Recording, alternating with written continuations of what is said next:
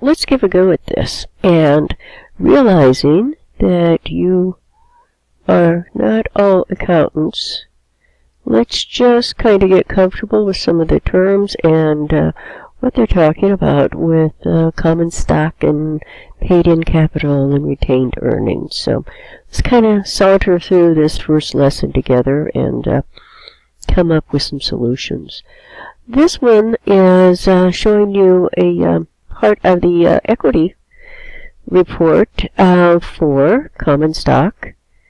And what I'd like for you to do is explain each one of these terms. What is common stock and what is par? What does that mean? Par 50 cents. So you'll go through each one of these and write an explanation out over here. Paid-in capital in excess of par. What does that entail? When you get down to retained earnings, what comprises retained earnings? Why is that important? So this is an equity, owner's equity section of the balance sheet. When you get done with this, you should be able to look at this, and if somebody asks you what these mean, you should be able to explain them to them. This is going to be very handy as a manager to be able to read and understand what is on that balance sheet, especially in the equity section. This next one, you're going to create a stockholders' equity section. And this is just plug and chug. Literally, you're going to take from here and put down here. When you put or get all of the numbers together, okay, it should equal $113,800. And then I want you to think about why is it important to keep the equity section separate on the balance sheet. Why don't we just throw that all together with liabilities and be done with it? So think about that and then give it a good answer. Number 3, you're going to figure dividends. And the hardest part about a problem like this or a question like this is getting all the numbers in the right place.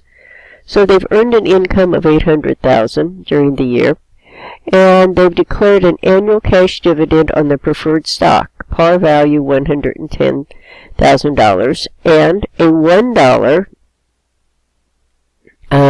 per share dividend on common stock of 65 shares.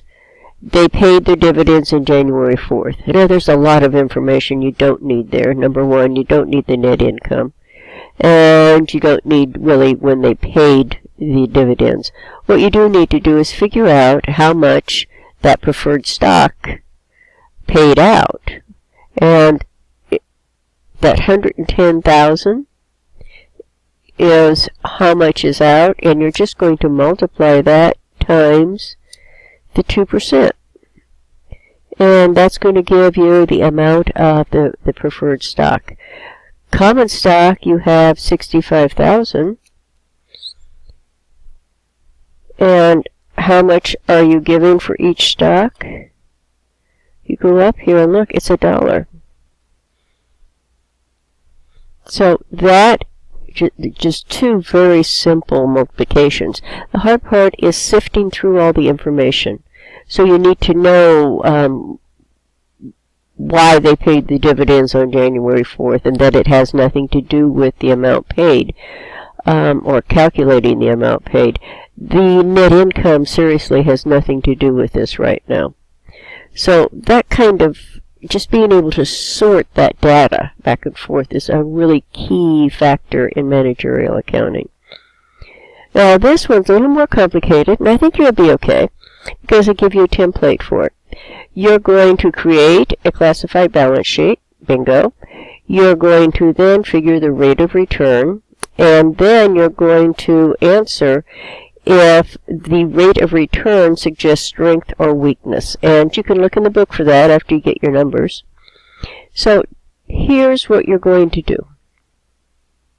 You're going to take all of these numbers that are found here, these accounts, and put them down here to create a balance sheet. When you get done with all of this, both columns, whoops, sorry about that, both columns should add up to $601,000. Once you get that done, then you're going to move on and use some of the numbers of that to create or develop the rate of return for common stock right here. And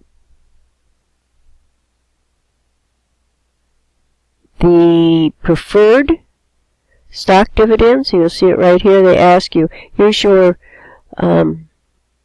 calculation or your equation. It's net income minus preferred dividends divided by average common stock equity. So what you've got is preferred stock. If you look in the preferred stock is 4%, $10 par. There's 25,000 authorized. So if you multiply 25,000 times, authorized, there's 5,000 issued. Multiply that 5,000 times the $10, you come up with $50,000. You're going to multiply that times the 4% to come up with your preferred dividends. The average common stock equity is going to be common stock plus common stock paid in capital plus retained earnings. You want to take the beginning and the ending and divide it by 2. And you'll find that information. Number 1, you'll find the ending year here, and you'll find the beginning of the year right here. So once you do those calculations, you'll come up with a fraction, and you will also come up with the percentage if you calculate out that fraction. Then the next question is to look at that and say, is that a strength or a weakness? Does that ratio imply that the company is doing a good job? Is my rate of return from my equity high enough to justify me continuing keeping that stock? And that's your first activity. So finish that up, save it, and then upload it into the assignment link. Thank you. Have a great day.